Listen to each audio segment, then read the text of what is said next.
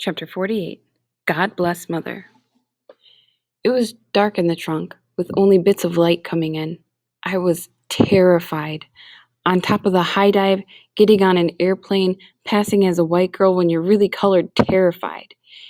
If there was ever a time to prove Mother right, this was it. I tried to picture my 4-year-old self, too stupid to be afraid. I tried to pretend it was dark because I was home in bed. I imagined so hard I could almost hear the lions roar. I felt a little better. The church bells chimed 3:15. Red turned left, then right, then went straight for a long time. The air was terrible, full of exhaust. I wanted to cough, but I was afraid they would hear me. Red turned right onto a bumpy road. Just when I was sure he was going to drive forever, the car stopped. "It's 3:45, I heard one guy call out. "You're an hour late." "Sorry," said Red. "This old clunker doesn't go over 25. "Bring anything to eat?" he asked. I peeked through the rusty hole. Burly leather jacket guy slapped his friend on the back. "We're going fishing. I'll catch you something." They finally walked off. When I couldn't hear them anymore, I made myself count to 100. Then I tried to open the trunk. Only one problem. I could feel the lock, but there was no catch on the inside. Why would there be? Who would be stupid enough to jump into a trunk? I kicked at the trunk, even made a dent in the metal, but it still didn't open. Think, Marley, think. There had to be some tool, something I could use to pry it open. I felt around. My fingers closed on a cold, round cylinder. Yikes! The dynamite, I'd forgotten it was still there. I dropped it like a hot cake and backed away as far as the trunk would allow, which was only about an inch or two. I tried to imagine a magic square, or the area of a circle, or solving for why, but it didn't work this time. All I could think of was when Red came back and opened the trunk to put the fish in he'd caught. He was going to kill me. When I had a worse thought.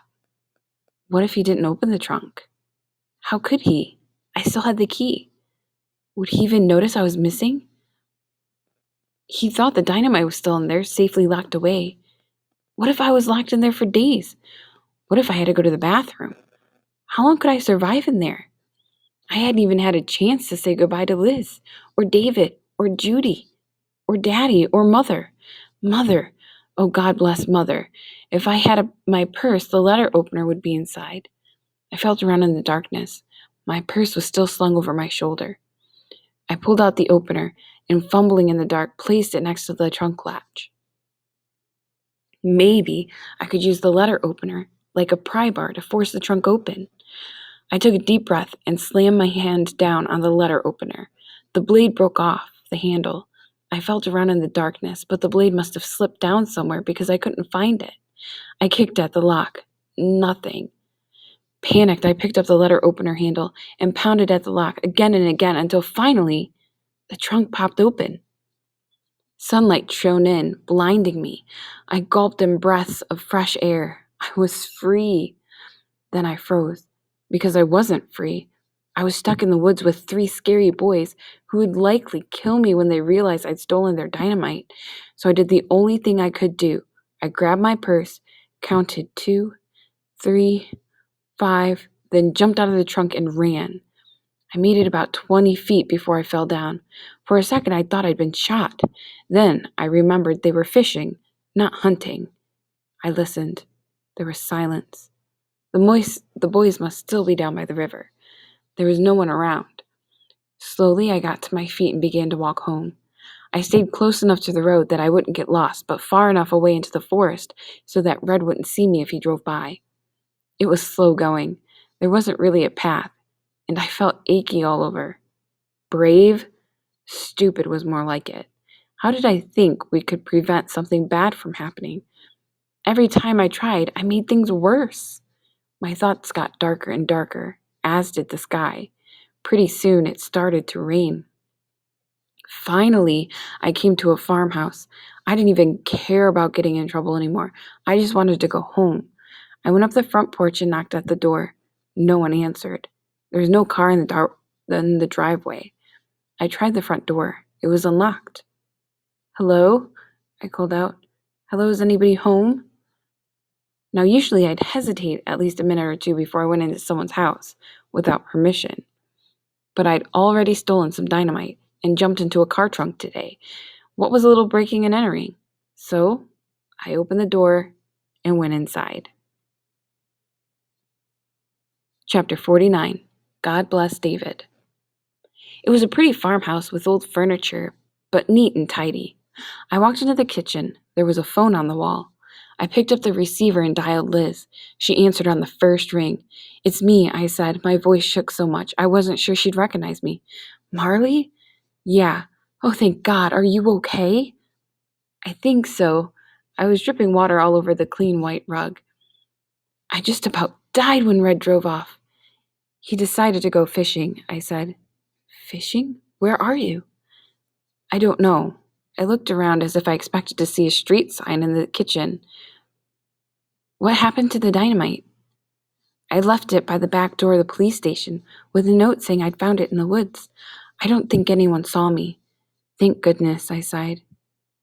"Where are you?" Liz repeated. She sounded like she was about to cry. "I don't know." I was the one who was lost. There was a pile of mail on the otherwise neat table. I picked up a piece. "I'm at 43 Salamander Road." "Where is that?" asked Liz. "Do you have a map?" She did. "Start at the zoo." We went left, then right, then straight for a long time. Thank goodness I'd paid attention. And finally another right. "I see it," said Liz, "but it's a long road. How will I know where?" I had an idea. I picked up a piece of mail and rummaged in my purse for a pen. It was 3:15 p.m. when Red drove off. I knew that because I'd heard the church bells, and it was 3:45 when we arrived. So that was 30 minutes. Red had said the car only went 25 miles per hour, and he was late. So he'd probably been driving that fast the whole time. I made a few notes on a piece of paper. 30 minutes was half of 1 hour, and half of 25 miles was 12.5. God bless math. "I'm about 12 miles down the road," I said. "How?" "Just find someone to come get me." "Who?" Liz moaned. My brain felt thick and slow. If I called Mother or Daddy, I'd be going to Pine Bluff for sure, no matter how many pretty speeches Mother made about taking a stand. Maybe David would come. He didn't have a car, but perhaps he could borrow one. "Call my brother," I said, and gave her the number. "Tell him it's an emergency and to please come now." I heard the front door open and steps in the living room. A moment later, a figure appeared in the doorway of the kitchen. "Who are you?" Startled, I hung up the phone. It was an old lady with a faded dress and worn hands. I burst into tears. I swear it wasn't calculated, but apparently it was just the right thing to do. I must have looked pretty pitiful because instead of getting mad, she turned concerned. "It's all right, sweetie," she said. "Just tell me what's wrong." "I got lost in the woods," I mumbled. That much was true. "I was fishing with my daddy, and I wandered off into a fresh batch of tears. I wasn't quite sure if I was acting or not anymore. I knocked, but no one answered, and—" There, she said. "Calm down." She patted my back like I was a puppy.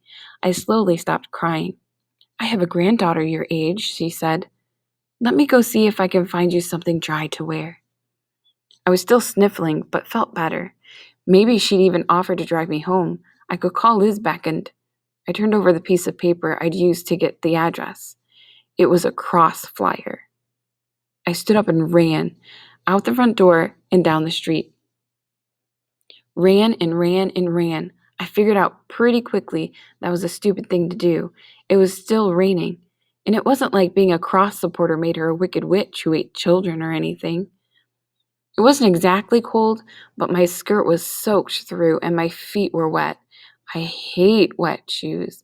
They squish and squash, and 12 miles was a long way to walk in squishy shoes. David probably wouldn't be able to come. No, Liz would have to call my parents, but I'd be in Pine Bluff before I could even say goodbye. Well, at least we'd gotten rid of the dynamite, except for the 2 sticks I'd left in the trunk. In my rush to get away from the car, I'd forgotten completely about them. All this had been for nothing. Red still had some dynamite, and I'd lost the nicest birthday present I'd ever received from my mother. Probably the last present I'd ever get once she found out what I'd done. I went on like that, feeling sorry for myself, till I saw a car coming down the road. I thought about jumping in the woods to hide, but frankly, I was just too tired. As it came closer, the car slowed down.